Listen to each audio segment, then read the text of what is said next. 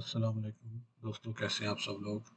حاضر ہیں اس ویڈیو میں کچھ دعاؤں کے ساتھ۔ جو پہلی دعا ہے ہماری، یہ چھینک آنے کی دعا ہے۔ تو جب بھی آپ کو کبھی چھینک آئے تو آپ الحمدللہ کہیے، جس کا مطلب ہے تمام تعریفیں اللہ عز و جل کے لیے ہیں۔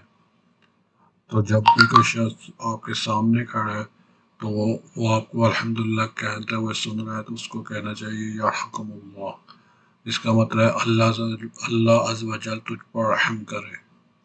اور جو تیسری ہماری دعا ہے وہ کھانے سے متعلق ہے کہ جب آپ کھانا شروع کریں تو آپ کو پڑھنا چاہیے بسم اللہ و علی برکات اللہ۔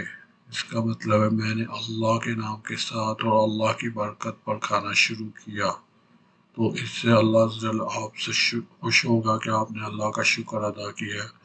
اور جب آپ کھانا کھا چکے تو آپ کو یہ دعا پڑھنی چاہیے الحمدللہ الذی اطعمنا وسقانا وجعلنا مسلمین۔ شکر ہے اللہ کا جس نے ہم کو کھانا کھلایا اور پلایا اور ہمیں مسلمان بنایا۔